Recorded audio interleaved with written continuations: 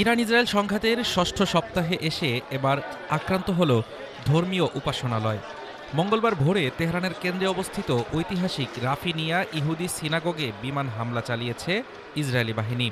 প্রাচীন এই স্থাপনাটি ধ্বংস হওয়ায় ক্ষোভে ফুঁসছে স্থানীয় ইহুদি সম্প্রদায়। অন্যদিকে হরমুজ প্রণালী নিয়ে ট্রাম্পের দেওয়া আল্টিমেটাম শেষ হচ্ছে আজ রাতেই। বিকট শব্দে হঠাৎ কেঁপে ওঠে মধ্য তেহরান। টার্গেট এবার কোনো সামরিক ঘাঁটি নয়, বরং কয়েক দশকের পুরনো রাফিনিয়া ইহুদি সিনাগগ।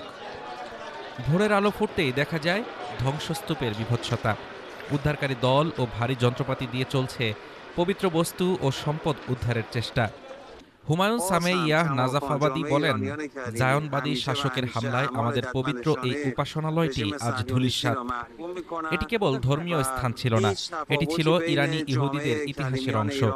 আমরা এই অমানবিক কর্মকাণ্ডের তীব্র নিন্দা জানাই।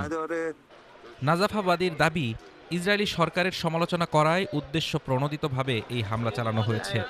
হামলার দায় স্বীকার না করলেও আইডিএফ জানিয়েছে তারা তেহরানের বিভিন্ন অবকাঠামো লক্ষ্য করে বিমান হামলা চালিয়েছে। এদিকে যুদ্ধের উত্তাপ এখন চরমে। আজ রাত ৮টায় শেষ হচ্ছে মার্কিন প্রেসিডেন্ট ডোনাল্ড ট্রাম্পের দেওয়া সময়সীমা। হরমুজ প্রণালী খুলে না দিলে ইরানকে নরকে পরিণত করার হুঁশিয়ারি দিয়েছেন তিনি। বিপরীতে অনড় তেহরান। ইরানের নৌবাহিনীর স্পষ্ট বার্তা, আমেরিকা ও ইসরায়েলের জন্য হরমুজ প্রণালী আর কখনোই আগের মতো নিরাপদ হবে না। ২৮ ফেব্রুয়ারি শুরু হওয়া এই যুদ্ধে এখন পর্যন্ত প্রাণ হারিয়েছেন ২,০০০-এরও বেশি ইরানি। পাল্টাপাল্টি হামলায় প্রাণ গেছে ১৩ মার্কিন সেনাসহ অন্তত ২৪ জন ইসরায়েলির।